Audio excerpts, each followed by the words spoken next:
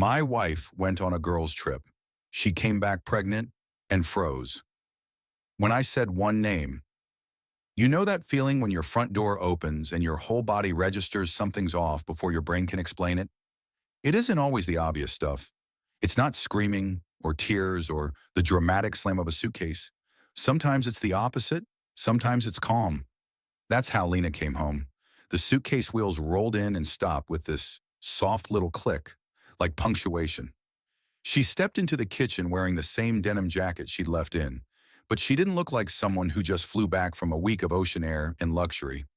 She looked like someone who'd practiced this moment, like she'd rehearsed her face in a mirror. I was leaning against the counter with a mug of coffee that tasted like burnt regret. Work laptop open, bills stacked, one sock on, one sock missing. Living the dream. "Hey," she said. "Welcome back," I smiled. "How was paradise?" Lena didn't smile back. She set her bag down carefully, too carefully, like noise mattered. Then she slid into the chair at the kitchen table and folded her hands. "We need to talk."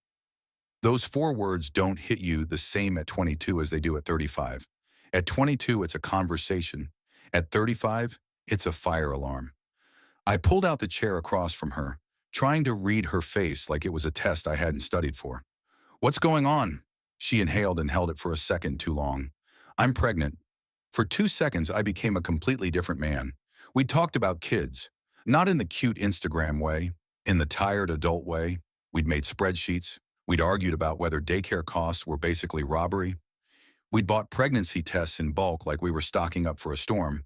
So my brain did the thing brains do when they're desperate for good news. It celebrated. "You're serious?" I laughed, already grinning. "Lena, are you serious?" She stared at the table. That's when the cold started crawling up my spine. "Aren't you happy?" I asked, the grin fading in slow motion. Her hands shook, barely, but enough that I noticed. "It's not yours," she whispered. It didn't land at first. "What?" She swallowed hard. Tears filled her eyes, but they didn't spill, like even her crying was trying to behave. "The baby isn't yours." The kitchen went silent in a way that felt physical, like someone had removed the air. I looked around like the answer might be on the counter next to the sugar.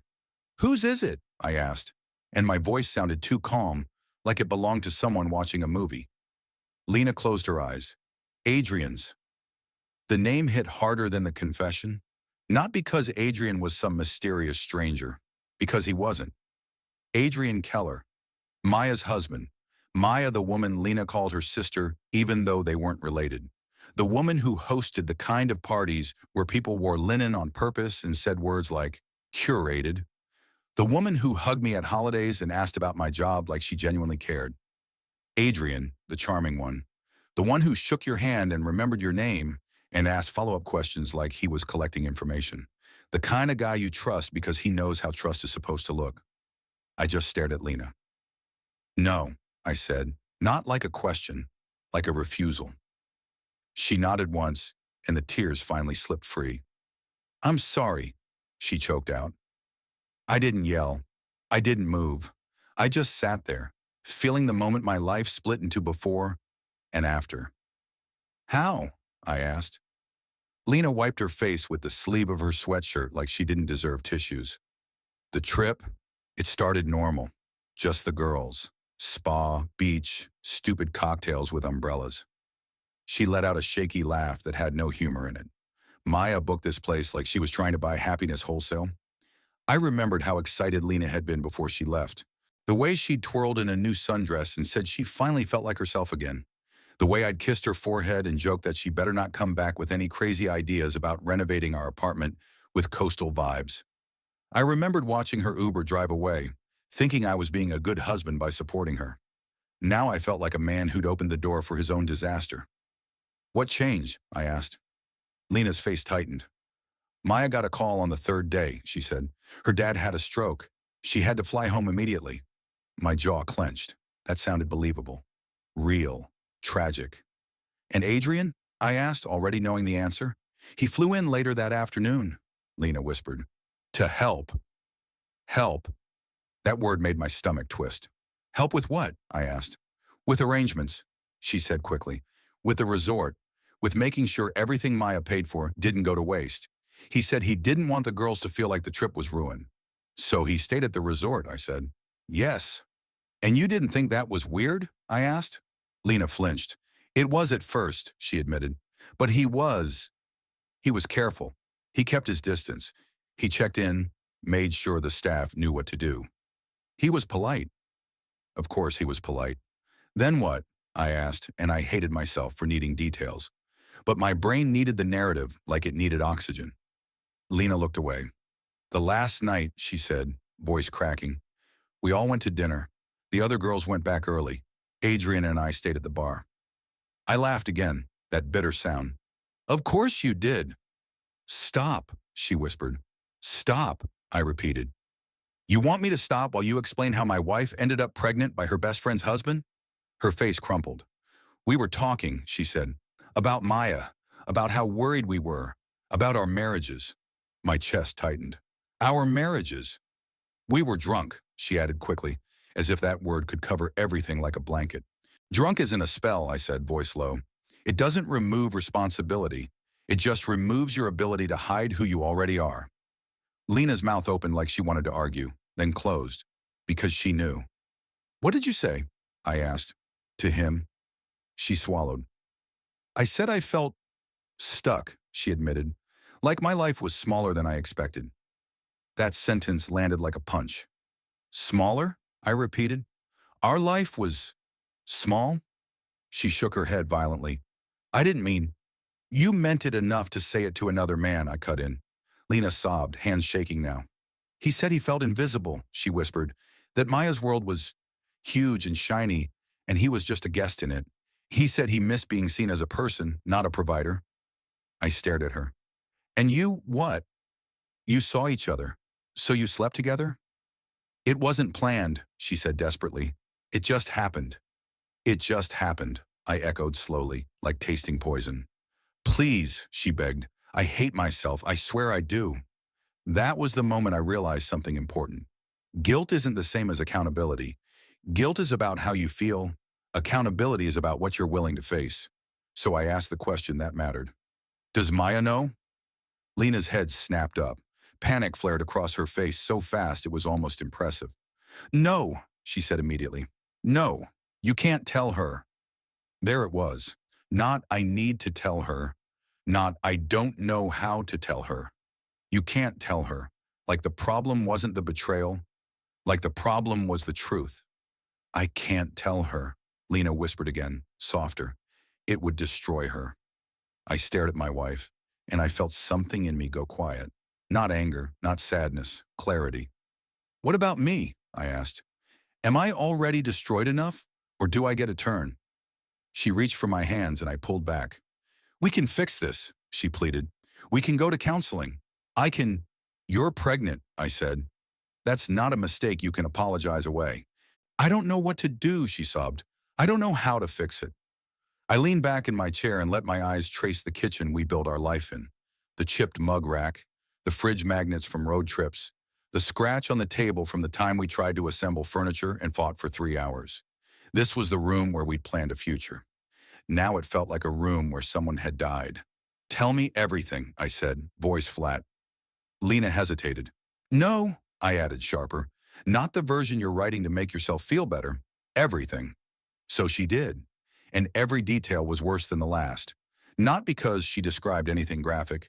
She didn't have to. The worst part was the emotional logic. How she'd made herself the heroine of her own betrayal. How she'd turned one night into a moment and a mistake and a blur. How she'd convinced herself that being unhappy in her head meant she was entitled to destroy reality.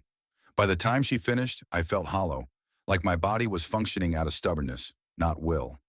I didn't scream, I didn't threaten, I just stood up and walked into the living room because I needed space between us before my hands did something my morals would regret. Lena followed me crying. Please don't leave, she begged. Please, I'll do anything. I turned and looked at her. Anything? I asked. Will you tell Maya? Lena froze, and that was the moment my marriage officially ended. Because when given the chance to choose integrity over comfort, she chose comfort again. I didn't sleep that night. I lay on the couch staring at the ceiling while Lena cried in the bedroom like sadness was going to rewrite time. At 4:57 a.m., I got up and made coffee with shaking hands. At 5:12, I opened my phone. Maya's contact was there from some group chat about holiday plans. A picture of her and Lena in matching dresses at a charity event, smiling like they didn't know what betrayal looked like yet. I stared at her name for a long time. Maya didn't deserve this, and neither did I. At 9:01 a.m., I called her. She answered on the second ring, bright and tired. "Hey," she said. "Oh my God, how was Lena's trip? I feel terrible I had to leave early. My dad's stable now, but it's been chaos." Her voice was normal. That's what made it so brutal. "Maya," I said carefully, "I need to tell you something, and it's going to hurt." Silence. Okay," she said, voice dropping. "Lena is pregnant." There was a beat.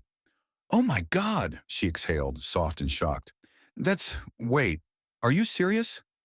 I closed my eyes. "The baby isn't mine." Nothing.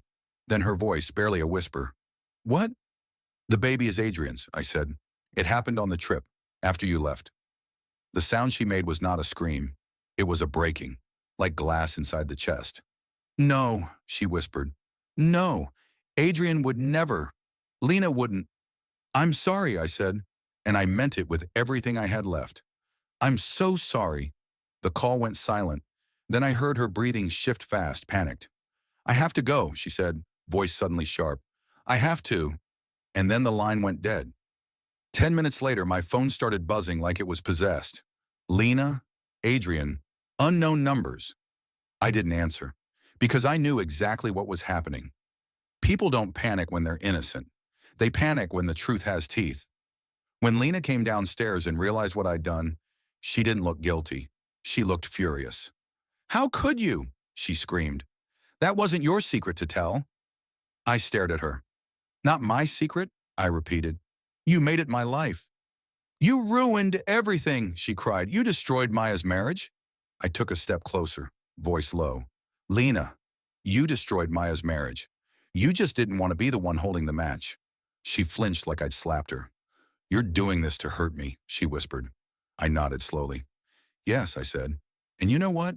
For the first time since you came home, that feels honest." She shook her head, trembling. "You're being cruel." "Cruel?" I said, a laugh scraping out of me. "Cruel is letting Maya plan dinners with you while you carry her husband's child. Cruel is expecting me to protect your reputation after you burned my life down." Lena sank into the chair, sobbing. "My whole life is over," she whispered. I looked at her. Really looked. "No," I said. "Your plan is over. There's a difference." That afternoon, Adrian texted me. Long paragraph. Apologies. Excuses. Phrases like, "It wasn't intentional," and "We were both vulnerable." Vulnerable? A fancy word for selfish. I didn't reply, because there are some conversations that only exist to make the guilty feel better. The next week was paperwork and silence, and the slow realization that love doesn't die in one moment. It bleeds out. Lena begged. She promised therapy. She promised she'd never see Adrian again. She promised she'd tell Maya she was sorry. But every promise came too late, and the baby was the permanent receipt.